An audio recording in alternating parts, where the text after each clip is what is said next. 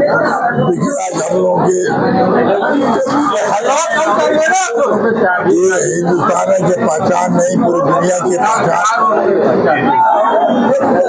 संजय नेताजी के पुण्यतिथि के अवसर पर यह कार्यक्रम का आयोजन किया गया, जो हमारे सदन विधानसभा के अंतर्गत इस जगह हम लोग आए। इस अवसर में मैं यही कहना चाहता हूँ, ये कार्यक्रम हमारा बहुत अच्छा रहा। सभी लोग अपने विचार दिए। हमारे समाजवादी पार्टी के जिले के सम्मानित अध्यक्ष आदित्य हवलदार जी की उपस्थिति में हम उन्होंने ये कार्यक्रम को सफल बनाने का काम किया।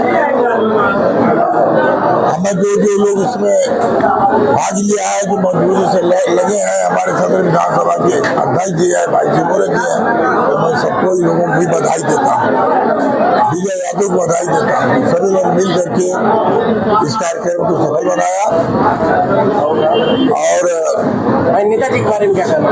नेताजी के पुण्यतिथि के अवसर पर मैं यही कहूँ कि जो यादें हैं, जो उनका विचार है, जो हम लोगों के बीच में छोड़ के गए हैं, उसी विचार पर हम लोगों को आगे लड़ाई लड़ना है।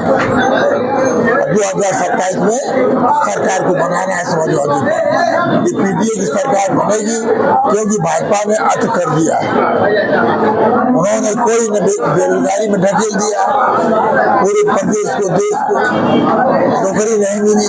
आज लोग नौकरी के लिए घूम रहे हैं, इधर उधर ठोकरें खा रहे हैं। मतलब कोई मतलब हर विभाग में कोई मतलब नहीं, कोई सब जगह खाली है, सब जगह खाली है, कहीं नौकरी नहीं है। तो इसीलिए हम कहना चाहते हैं कि अब आवश्यकता है कि दो बार तो 10 साल, दूसरी बार उत्तर प्रदेश में सरकार के देख लिया, तीसरी बार केंद्र सरकार ने देख लिया। जनता जाग चुकी है कि धोखेबाज है, खाली वोट को चुराने की बात सामने आ गई। वोट काटते हैं, वोट काट करके चुनाव जीतने का काम करते हैं। आगे चलने वाला नहीं है, क्योंकि जनता जाग चुकी है। आने वाले दिनों में जनता बीजेपी को उखाड़ फेंकने का काम करेगी। 2027 में पीडीए के मुखिया माननीय अखिलेश यादव और समाजवादी पार्टी के राष्ट्रीय अध्यक्ष के नेतृत्व में समाजवादी पार्टी की सरकार बनेगी और उसके मुखिया उत्तर प्रदेश के मुख्यमंत्री माननीय अखिलेश यादव जी होंगे। तो जिस तरह से विकास बहुत पहले हुआ था सरकार में, जब हम लोग थे सरकार में, उसे बढ़ करके 2027 से कार्यकाल में जनता के लिए योजना लागू करके जनता तक पहुंचाने का काम करेंगे। क्योंकि ये साफ हो चुका है कि बीजेपी सरकार हर मुद्दे पर फेल हो गई। कहते हैं कि हम अपराध को खत्म कर रहे हैं, दलितों की बेटियों के साथ बलात्कार, उनकी हत्या हुई है, सबसे ज्यादा हत्या हुई है आपके दलितों का हुई है। और आज क्या है, कल की रैली में देखिए मान जी क्या बोल रही है, उन्हीं की 2 लाइट लगवा दिया और पार्क में उसी की तारीफ। पर एक बार इतने लोग मारे गए, कितने लोगों का घर उजड़ गया, बुलडोजर से घर उजड़ गया, मुसलमानों का घर उजड़ गया और लोगों को उजड़ गया। बताइए, बुलडोजर हर जगह चला, आजमगढ़ में कई जगह चला, बुलडोजर घर गिरा दिया गया, हरियापुर में गिराया गया, बिलरियागंज में गिराया गया। इस तरह से बरेली में देखिए क्या हुआ, इस तरह से बुलडोजर चल रहा है। एक इसी जगह सिधारी पर 7 साल के लड़के को जघन्य कांड किया गया। उसको इस तरह का कांड कभी इतिहास में कभी काल किया होता है, नहीं किया है। अब उनको क्या किया, हम लोग लगे रहे, सब कुछ कर रहे थे। इनकाउंटर वो हुआ है, पैर में खाली हुआ है, वो पैर में इनकाउंटर में इसे लोगों को खड़ा करा के चौक पर गोली मार देना चाहिए। और ये सरकार ने कुछ नहीं किया, कुछ नहीं, उनका घर बगल में घर नहीं गिराया, दरोगा का ट्रांसफर नहीं किया। हम लोग लगे थे ये अन्याय कर रहे हैं। लोग आते हैं कहते हैं कि बहुत बड़ा टकमा मार के आते हैं। ये बताइए कि पुलिस प्रशासन क्या कर रही है? मतलब दरोगा जो उसमें बार उसका ट्रांसफर नहीं करा रही, ये भाजपा के दबाव में कुछ नहीं हो रहा। अगर कहीं और जगह कांड हुआ होता तो देख लेते घर अब तक गिर गया होता किसी का। अगर पिछड़ी जात का कोई आदमी रहता, दलित का रहता, घर गिर गया होता।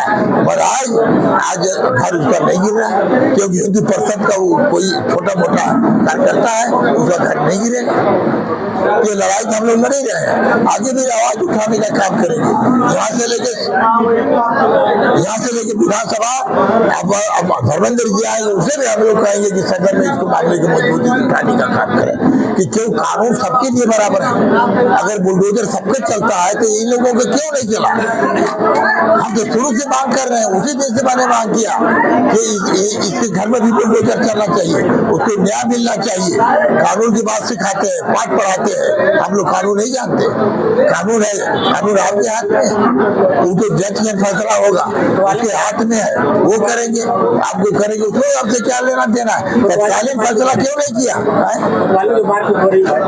भाई कोतवाली में तो लोग नहीं देख रहे हैं, भाजपा में अपने 2 गुट पे मार कर रहे हैं, कोतवाली मार कर कानून व्यवस्था कहाँ गई इनकी? उनका मुकदमा तक कहाँ नहीं हुआ? कोतवाल के चेम्बर में मारपीट बताइए, कोतवाल मुख दस्तक बने हुए हैं, पूरा पुलिस प्रशासन देख रहा है, किसी की हिम्मत नहीं पड़े। ये थाने में घुस के दरोगा के मार देंगे, कहीं किसी को मार दे रहे हैं, कुछ कर पा रहे हैं लोग? ये कानून व्यवस्था की नाम की कोई चीज नहीं है। साफ जाहिर हो गया है ये मनमानी तरीके से चल रहे हैं और गरीबों का उत्पीड़न कर रहा है। गरीब में पीडीए के लोग जितने लोग उनके साथ उत्पीड़न किया जा रहा है, इज्जत किसी की बची नहीं रही।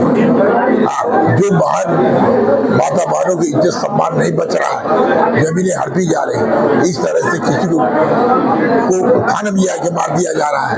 अभी देखिए सिंगापुर की घटना हुई, दलित को पकड़ के मार दिया गया, बताइए आज तक कुछ नहीं हुआ। तलवार मार दिया गया, कुछ नहीं। हर जगह एक घटना घटी है।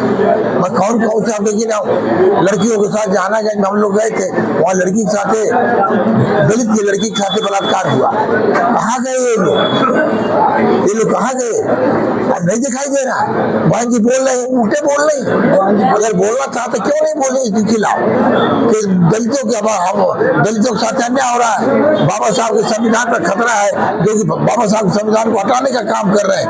बाबा साहब के संविधान से खड़ी है, सभी लोग खड़े हैं, हम लोग भी खड़े हैं, तो संविधान को बचाना सबका कर्तव्य फर्ज बनता है।